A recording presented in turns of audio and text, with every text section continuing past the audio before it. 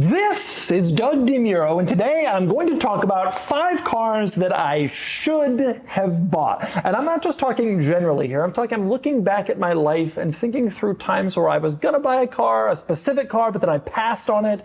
Cars I should have bought and still regret not buying to this day. There's some good stories here. So let's get to it.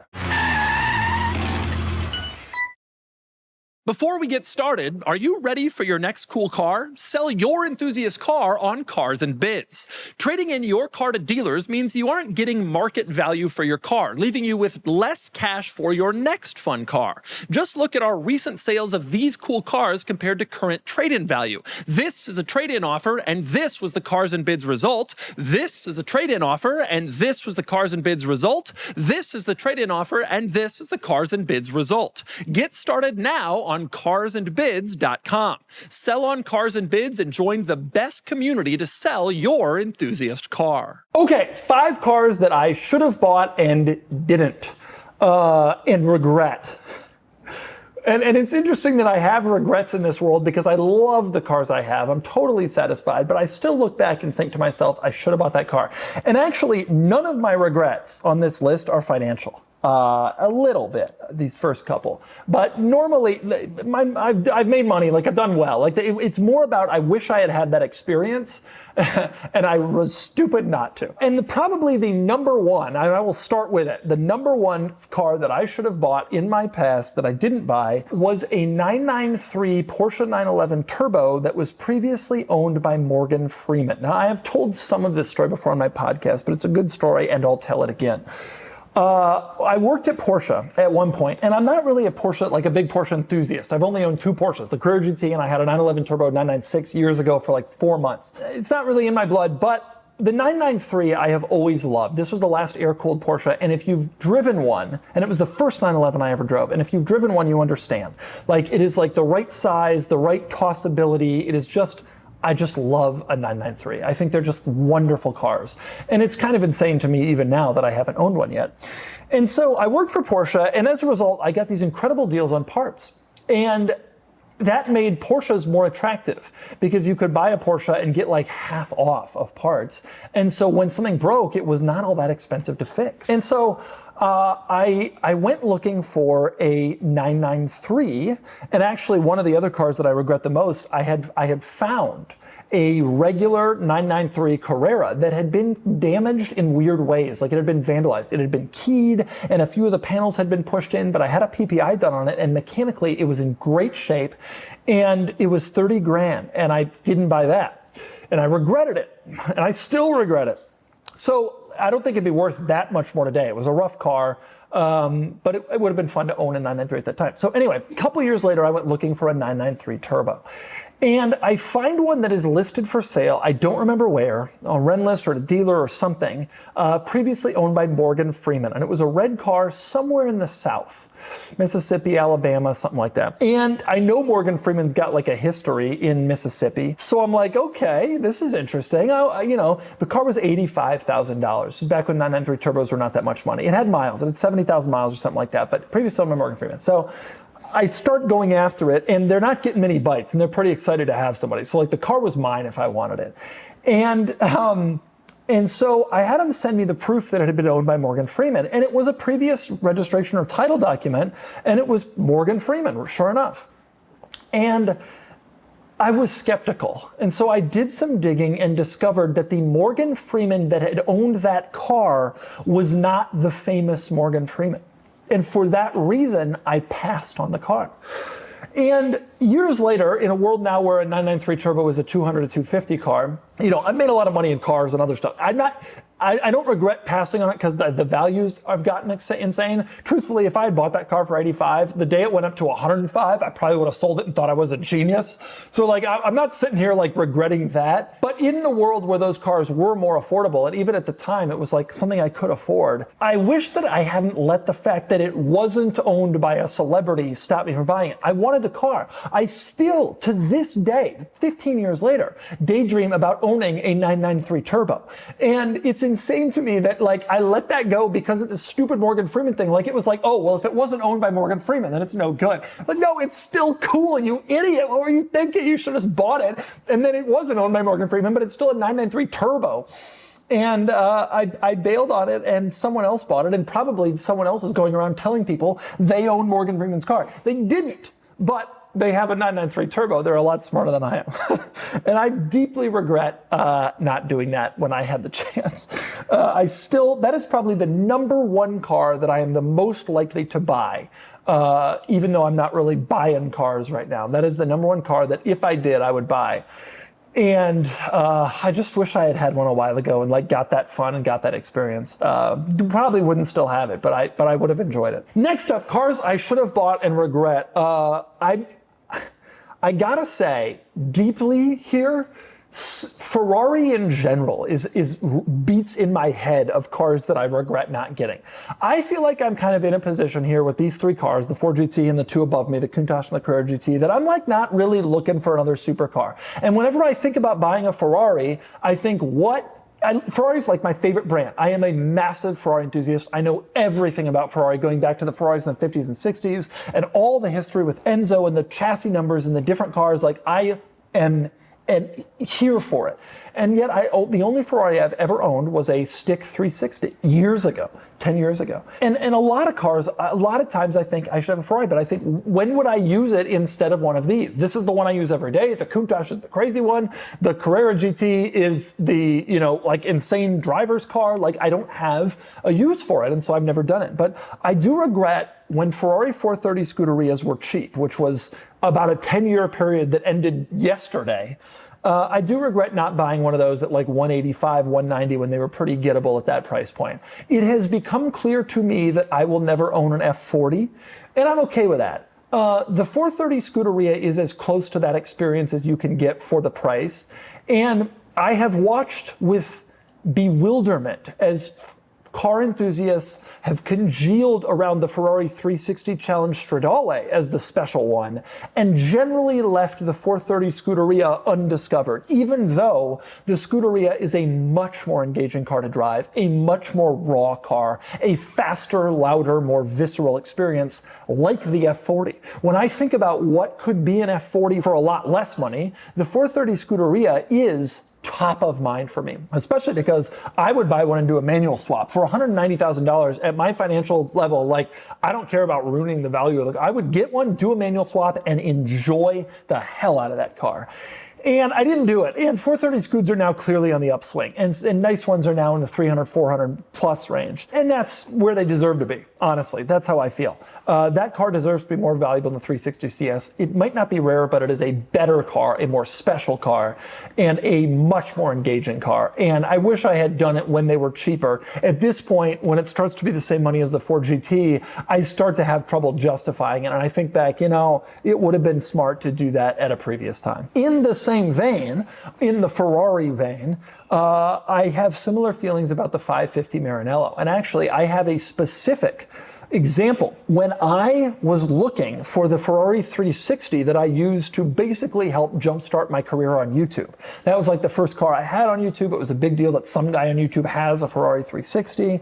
I was not married to getting a 360, and in fact, I preferred a 355 or a 550. I had a pre-purchase inspection done on a 355 in Arizona, and that car failed the pre-purchase inspection. It needed headers, which is a big problem those cars have. It was going to be like 15 grand or some crazy thing, and I just backed out. I also got close. This is when 550 Maranellos were still pretty cheap.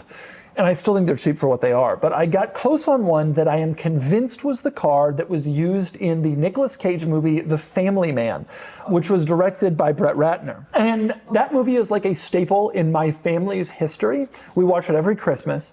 And my mom loves it, my dad, my parents, but I love it because it's a good car movie. Not only does Nicolas Cage in that movie drive a beautiful 550 Maranello, but at one point, this is a spoiler, he also drives a Dodge Grand Caravan Sport with the good 5-spoke alloys. So he's got good stuff. But anyway, I found the same exact spec 550 Maranello from the movie that on the Carfax showed that it had been owned by Ferrari of North America for the first few years of its life. And so my assumption was, same colors, they probably provided it to the movie for filming.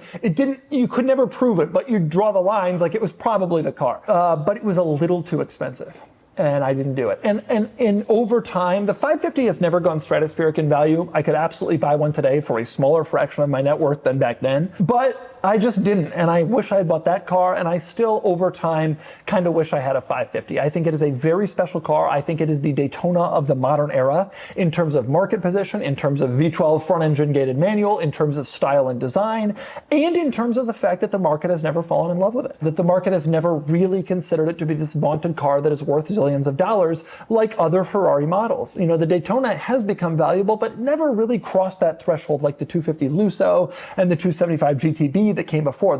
These became multi-million-dollar cars. You can still buy a Daytona for $600, and you've been able to for a long time. And I have a suspicion that will be the trajectory for the 550. The market has just never really believed that that car deserves to be like a crazy valuable car, despite the fact that a 550 Maranello is rarer than a 300 SL Mercedes. Nonetheless, wish I had bought the Family Man car, wish I had bought a 550 Maranello at some point on my journey. Thankfully, that and the 993 Turbo are still like pretty possible, and I could still do it. I think the 430 Scoot is now getting to a point where it's too expensive for me, even though I think from a market perspective, it's right where it should be.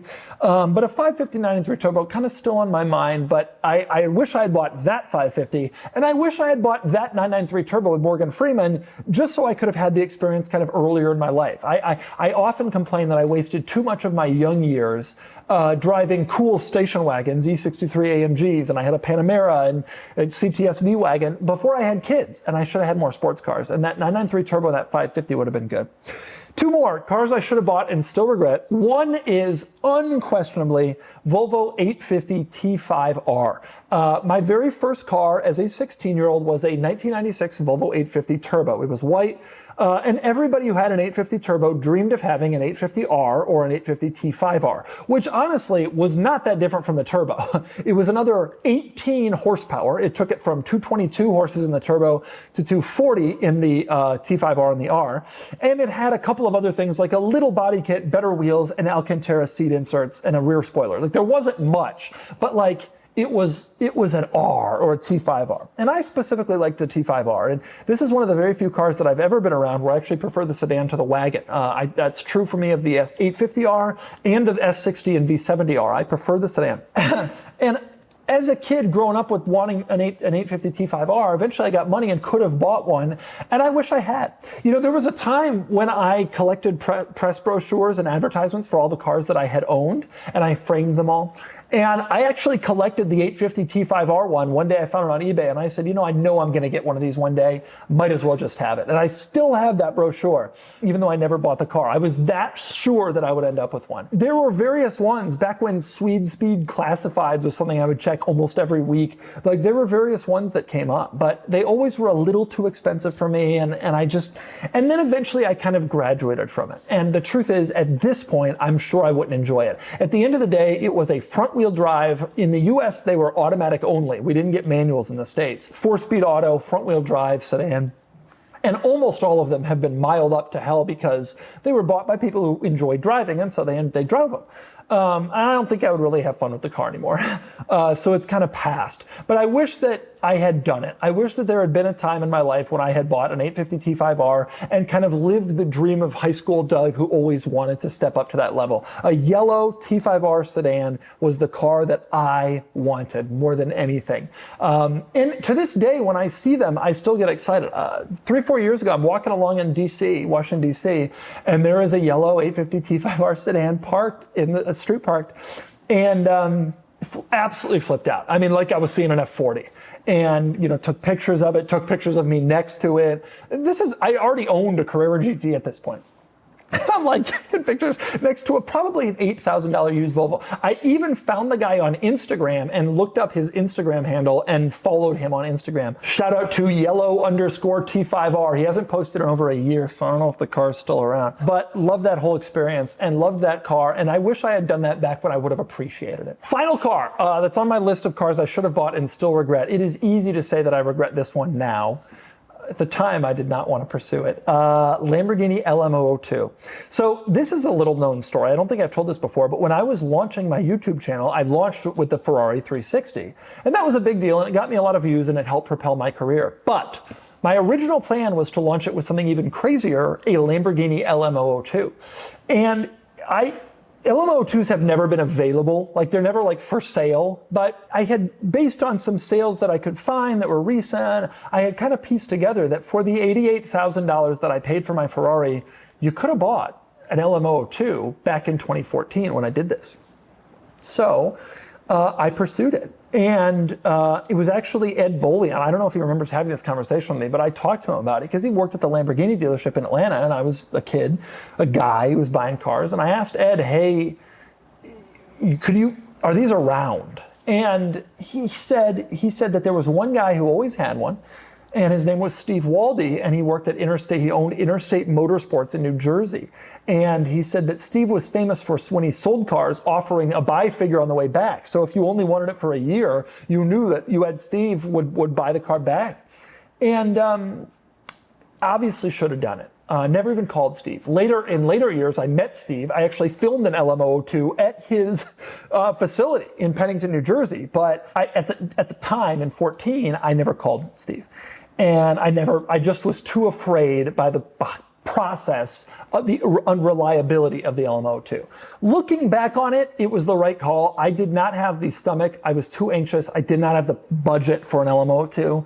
Obviously, since then, LM002s have probably 4x'd in price. And knowing what I now know about the Countach, I probably could have owned it. I think there's a lot of scare stuff out there about these old Lambos that is not as scary to me anymore. But that's also because I have a lot more money to maintain these cars. And so as a kid at that time, I probably couldn't have done it. But looking back on it, it would have been a massive success on YouTube. I would have been known as the guy with the LM002, would have brought way more traffic way earlier.